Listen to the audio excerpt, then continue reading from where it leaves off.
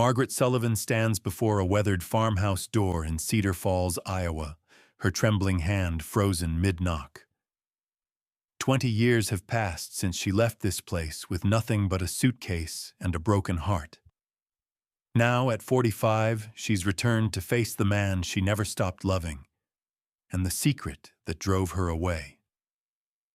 If you enjoy stories about second chances and finding your way back home, feel free to subscribe.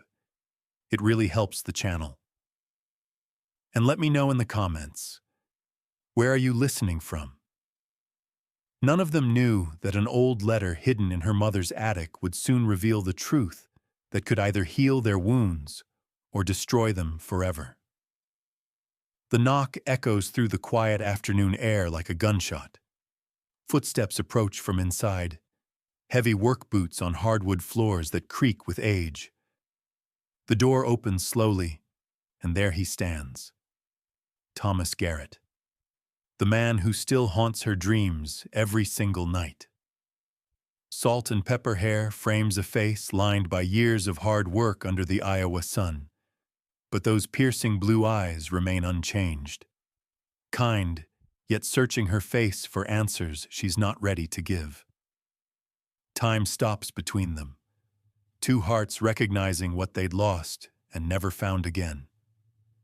His weathered hand grips the doorframe as his voice breaks like autumn leaves. "Margaret, I've been counting the days." The words hit her like lightning. She came here to tell him about their daughter Emma, now 20 years old and studying art in Chicago, who doesn't even know her father's name exists. But seeing Thomas again, she feels like that desperate 25-year-old girl who fell head over heels in love with a farmer's impossible dreams and gentle hands. Thomas steps aside to let her enter his sanctuary, but Margaret freezes completely when she sees children's toys scattered across the living room. Bright yellow blocks spelling out "Daddy," and a small pink bicycle with training wheels leaning against the faded wallpaper. "They belong to my nephew Jamie," Thomas explains quickly, his voice carrying panic as he follows her horrified gaze. He's 7 now, visits most weekends when his mom needs help. His hands shake slightly as he gathers the colorful toys, stacking them carefully in a wooden crate near the stone fireplace. "I never married, Margaret. Never could bring myself to try. Not after you disappeared from my life." The admission hangs between them like a bridge made of spider webs, delicate and dangerous to cross. Margaret sits carefully on the old blue couch they once shared during stolen Sunday afternoons, its faded fabric soft with countless memories of whispered dreams and shared laughter. The living room looks exactly the same as her nightmares. Same scratched oak coffee table where they'd planned their future. Same family photos on the mantel showing 3 generations of Garrett men. Same breathtaking view of endless cornfields rolling toward the horizon through windows that need new paint. "Thomas, I know this seems crazy," she begins, her voice barely steady enough to form coherent words. "Showing up here after all these years without warning. But I discovered something that changes everything, and I had to tell you face to face."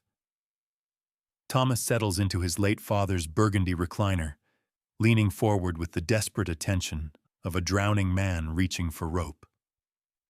"I searched for you everywhere," he whispers like a confession.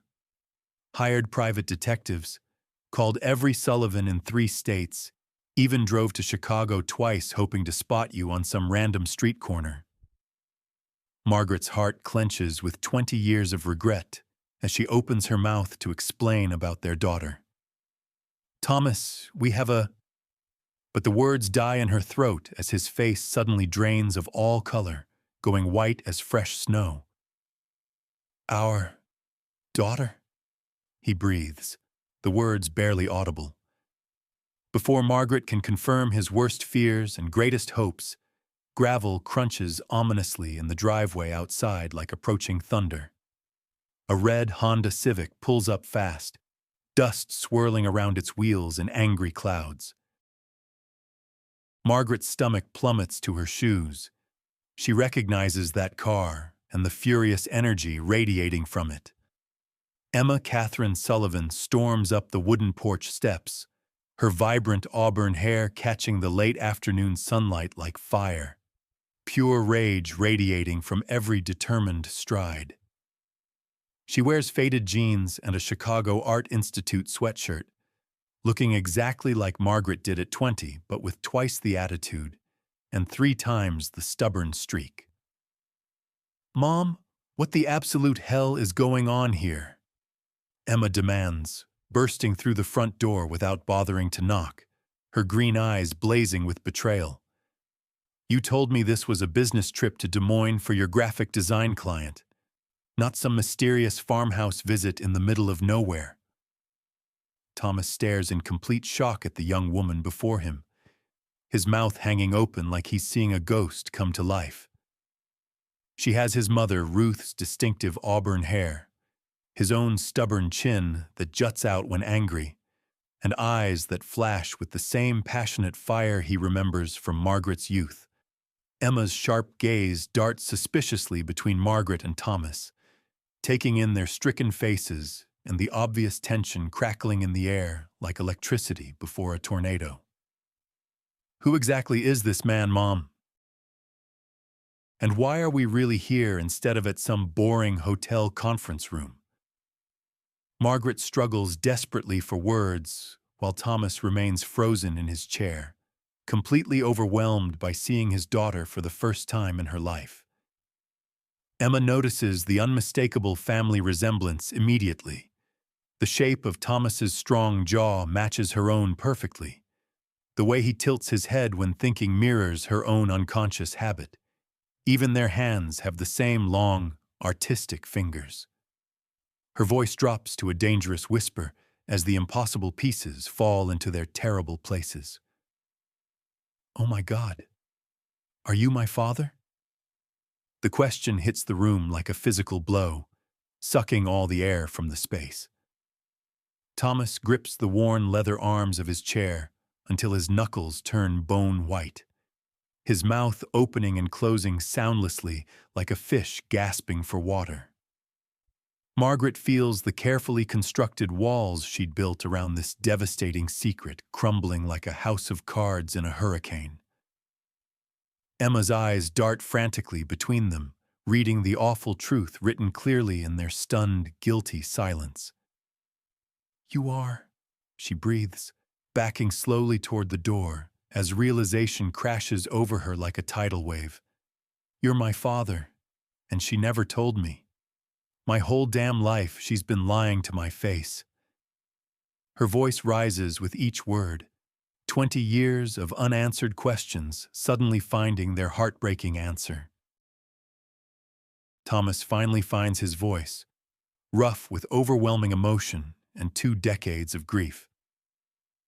"Emma," he says carefully, testing her beautiful name like a prayer he's waited his whole life to say.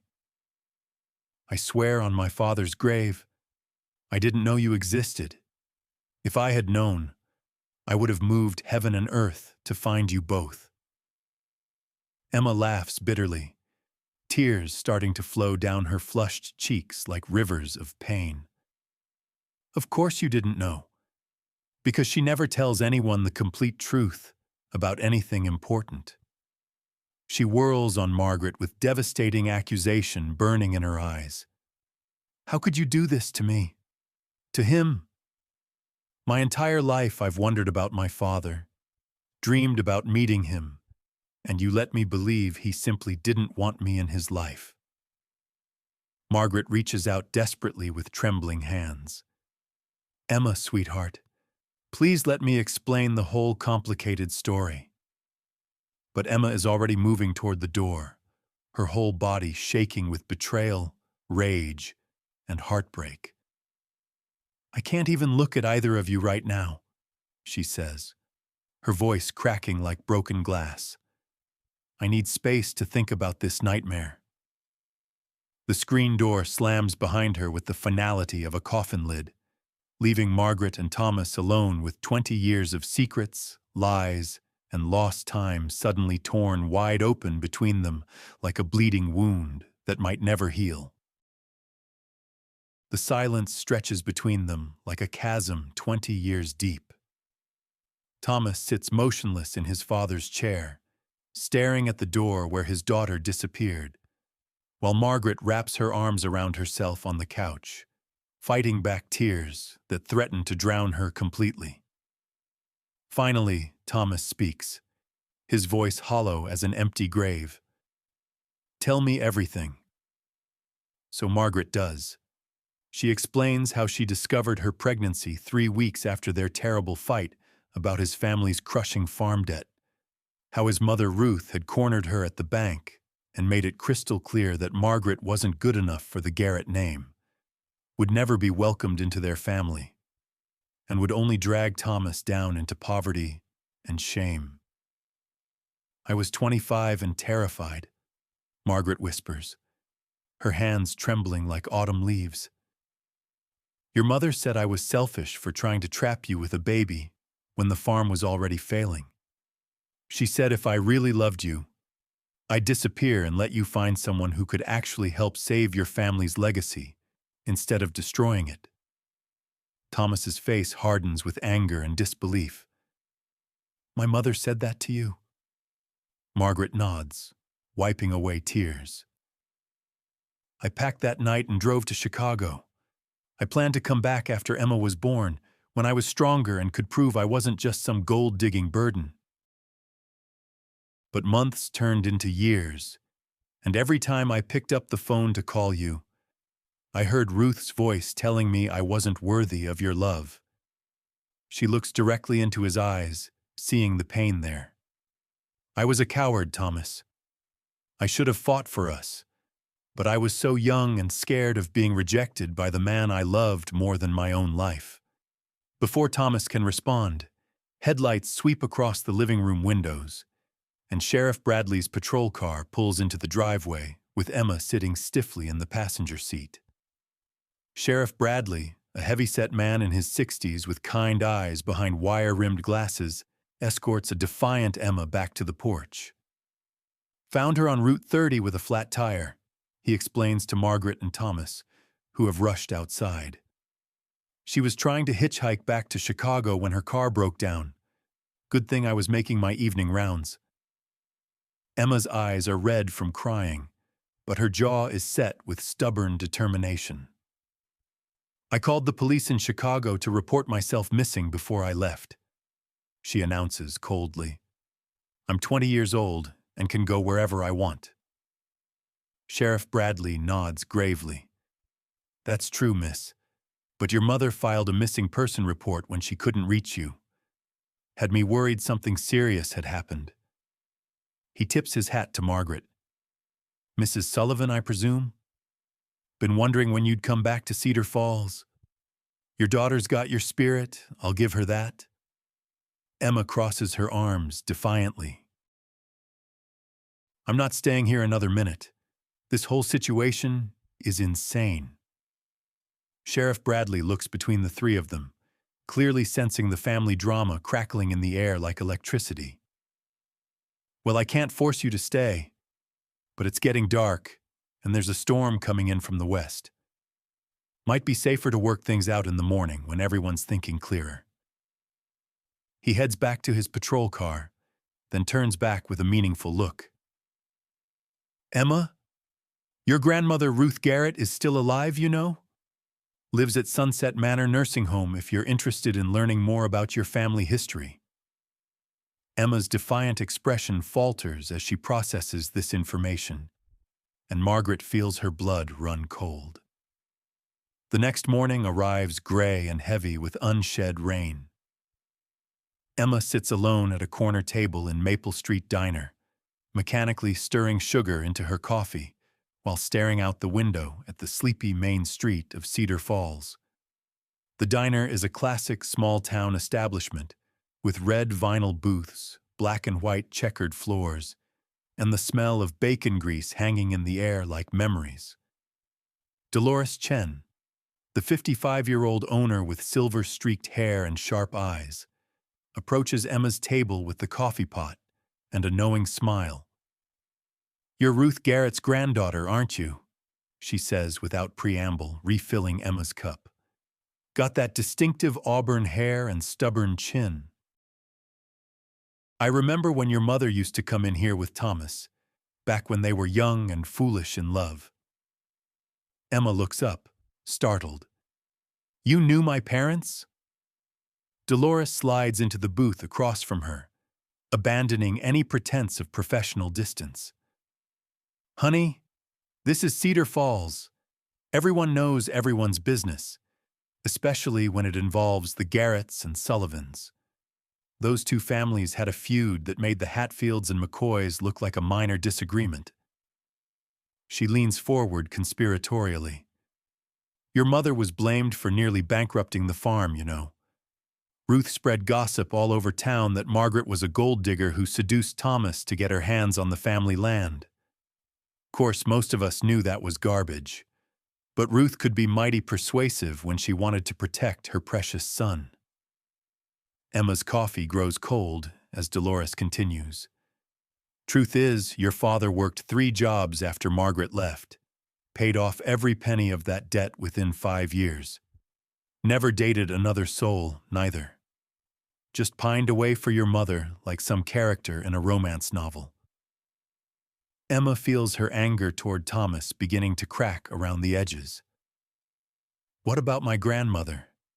Is she really as terrible as she sounds?" Dolores's expression grows serious. "Ruth's been living at Sunset Manor for 2 years now. Dementia's been stealing her memories piece by piece, but she still talks about Margaret Sullivan like it was yesterday. Still bitter as week-old coffee about the whole situation." That evening, Emma returns to Thomas's farmhouse to find her parents sitting at the kitchen table, surrounded by old photo albums and yellowed letters. Margaret looks up with hope and fear warring in her eyes. "Emma, sweetheart, we need to talk." But Emma's attention is captured by the photographs scattered across the scarred wooden table. Images of her mother at exactly her age, laughing in Thomas's arms, dancing at what looks like a church social, picking apples in an orchard with the same smile Emma sees in her own mirror every morning. "You look exactly like her," Thomas says softly, his voice filled with wonder. "Same eyes, same way of tilting your head when you're thinking. I can't believe I have a daughter." His voice breaks on the last word. Emma picks up one particular photo, Margaret in a yellow sundress, her hand resting protectively on a barely visible bump in her belly. "You were pregnant here," she realizes. Margaret nods, tears flowing freely. "That was taken the week before I left Cedar Falls. I was 12 weeks along and scared out of my mind about telling your father." Emma stares at the photo, seeing the fear and love mingled in her young mother's face. "Why didn't you tell him then?" Before Margaret can answer, Emma's phone buzzes with a text from her roommate back in Chicago. But it's not the message that shocks her. It's what she finds while scrolling through her contacts. Hidden in her mother's old address book, which she digitized years ago, is an entry that makes her blood run cold. "Ruth Garrett, Sunset Manor, wants to meet granddaughter." The entry is dated 3 months ago, but Margaret never mentioned it. Emma looks up at her parents with accusations burning in her eyes. "She's been trying to contact me, hasn't she? Grandmother Ruth, and you never told me." Margaret's face goes white as chalk when Emma confronts her about Ruth's contact attempts. "Emma, I can explain," she begins, but her daughter cuts her off with a sharp gesture. "No more lies, Mom. I'm going to see her tomorrow, with or without your permission." Thomas stands up from the table, his chair scraping against the worn linoleum floor. "Emma, You don't understand what kind of woman my mother is. She destroyed our family once with her poisonous words and manipulation. But Emma's mind is made up, her jaw set with the same stubborn determination that runs in both family lines like a genetic curse. She's my grandmother, and I have a right to hear her side of the story. Maybe there's more to this situation than either of you want to admit. Margaret and Thomas exchange desperate glances, knowing they can't stop their headstrong daughter. "Then we're coming with you," Margaret declares, but Emma shakes her head firmly. "This is something I need to do alone. I've spent 20 years not knowing half my family history, and I'm done being protected from the truth." The next morning, Emma drives her repaired Honda to Sunset Manor Nursing Home, a modest brick building surrounded by oak trees and carefully tended flower gardens. Inside, the halls smell of disinfectant and fading memories. She finds Ruth Garrett in the sunroom, a frail woman of 78 with silver hair and eyes that still burn with fierce intelligence despite her age. "You're Emma," Ruth says without surprise, her voice carrying the authority of someone accustomed to being obeyed. "I've been waiting for you to come." Emma sits carefully in the chair across from her grandmother, studying the woman who allegedly destroyed her parents' happiness. "Tell me why you hated my mother so much." Ruth's laugh is bitter as winter wind. "Hate?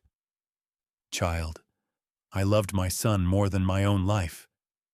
Margaret Sullivan was going to destroy him, drag him down into poverty and shame. The farm was drowning in debt, and she was just another mouth to feed with her fancy city dreams and expensive tastes."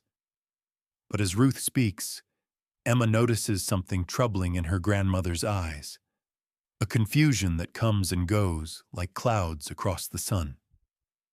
"I saved my son from that girl's manipulation," Ruth continues, but then her voice wavers. "Or did I?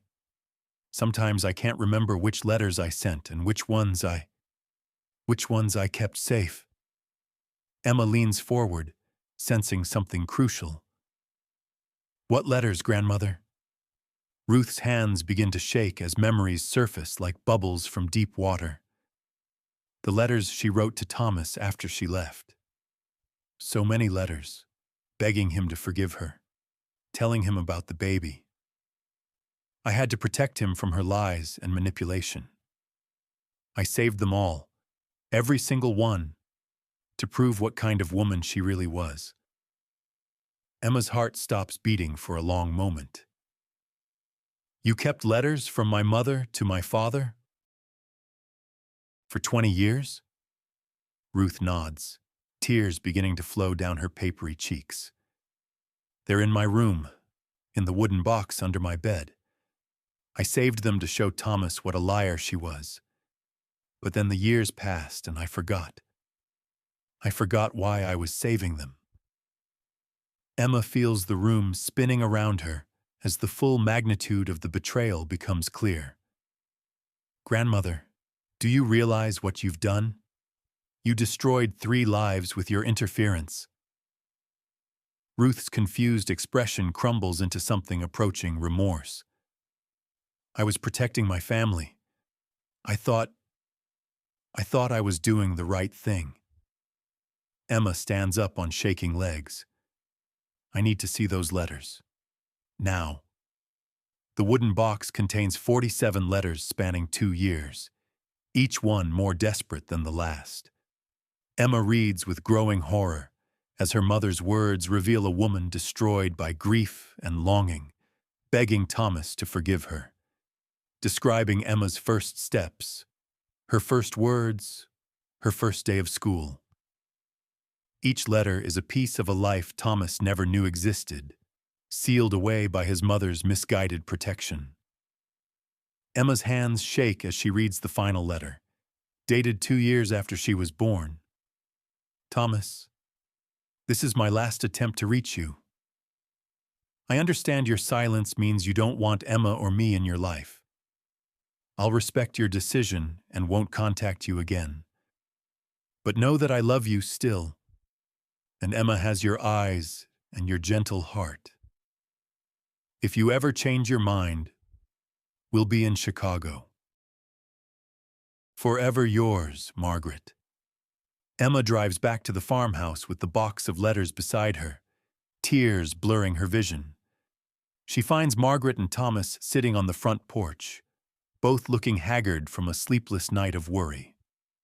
You wrote to him, Emma says without preamble, getting out of the car. For 2 years, you tried to come back, and he never knew because she kept every single letter. Margaret's face crumples as Emma sets the wooden box on the porch table. Thomas stares at it like it might contain explosives. 47 letters, Dad. 47 chances for you to know about me, to be part of my life, stolen by a bitter old woman who thought she knew what was best for everyone. Thomas opens the first letter with trembling hands, reading his lost love's words for the first time. Margaret sobs openly as she watches him discover the truth about her desperate attempts to return to him. She told me you didn't want to hear from us, Margaret whispers. When the letters went unanswered, I thought you hated me for leaving. Thomas looks up from the letter, his face streaked with tears. I waited for you every single day. I never stopped hoping you'd come back. But their reunion is interrupted by Emma's sudden gasp of pain. The emotional shock of the day has overwhelmed her, and she collapses onto the porch steps, hyperventilating. I can't breathe, she whispers, clutching her chest. Everything I believed about my life was a lie. Margaret and Thomas rush Emma to Cedar Falls Community Hospital, where Dr. Peterson, a kind woman in her 50s, examines her thoroughly. It's an anxiety attack brought on by emotional trauma, she explains to the worried parents. Her body is processing 20 years of suppressed grief and anger all at once. She needs rest and time to heal. As Emma sleeps in the hospital bed, sedated and peaceful for the first time in days, Margaret and Thomas sit in the uncomfortable waiting room chairs and finally talk honestly about their lost years. I should have fought harder to find you, Thomas says, his voice rough with regret. I should have known my mother was capable of something like this. Margaret takes his hand, feeling the calluses earned by years of hard work. We were both young and afraid, but we can't change the past. We can only decide what to do with the future we have left. They're interrupted by a commotion in the hallway. Ruth has arrived in a wheelchair, pushed by a nursing home aide, her face streaked with tears and confusion. I need to see my granddaughter, she says, her voice barely a whisper. I need to tell her the truth about what I've done. Margaret's first instinct is to refuse, but Emma, who has awakened from her sedation, speaks from the doorway. Let her come in. It's time for this family to stop running from the truth. Ruth wheels herself close to Emma's bedside, her frail hands reaching for her granddaughter's strong young ones. I was wrong, she says simply. I let my fear of losing Thomas make me cruel and selfish. I stole 20 years from all of you because I couldn't bear the thought of sharing my son's love with anyone else. Emma studies her grandmother's face, seeing genuine remorse there for the first time. Why are you telling me this now? Ruth's voice breaks completely. Because I'm dying, child. The doctors say I have maybe 6 months left, and I can't meet my Maker with this sin on my soul. I need your forgiveness, all of your forgiveness, even though I don't deserve it. The room falls silent except for the steady beep of medical equipment. Finally, Emma speaks, her voice soft but strong. I forgive you, grandmother. but you need to give Mom and Dad the chance to forgive you, too. Ruth turns to Margaret and Thomas, her eyes pleading. I'm sorry, she whispers. I'm so very sorry for what I stole from you. Margaret looks at the broken woman who destroyed her happiness, feeling anger and pity warring in her heart. But then she remembers all the letters she wrote, all the love that was never delivered, and chooses grace over revenge. I forgive you, Ruth. We all make mistakes when we're afraid. Thomas nods slowly, his arm around Margaret's shoulders. We forgive you, Mother. But now we need time to heal as a family. As Ruth is wheeled away, she turns back one last time. There's something else, she says. Behind the farmhouse, by the old oak tree where you used to meet, Thomas carved something for Margaret the day after she left. He's kept it maintained all these years, waiting for her to come home. As the sun sets over Cedar Falls, painting the sky in shades of gold and rose, Margaret, Thomas, and Emma walk together toward the ancient oak tree behind the farmhouse. Emma holds both her parents' hands, feeling like a bridge between two lost souls finally finding their way back to each other. The oak tree stands massive and eternal, its gnarled branches reaching toward heaven like prayers made of wood and leaves. Thomas leads them to the far side of the trunk, where words are carved deep into the bark, weathered by 20 years of seasons, but still clearly visible. Margaret Sullivan, plus Thomas Garrett, forever, is carved in careful letters, and below it, added later in fresher cuts, waiting for you and our child. Emma traces the letters with her finger, tears streaming down her face. You never stopped believing we'd come back. Thomas's voice is thick with emotion. Every year on your birthday, Emma, I'd come out here and add another mark to count how old you were. I have 20 marks carved on the other side of the tree. Margaret leans against the oak's strong trunk, overwhelmed by the evidence of a love that survived decades of separation and lies. I'm so sorry it took me so long to come home. Thomas takes her face in his weathered hands, the same hands that carved their names in eternal wood. You're here now. That's all that matters. Emma steps back, giving her parents space as they embrace under the oak tree where their love story began.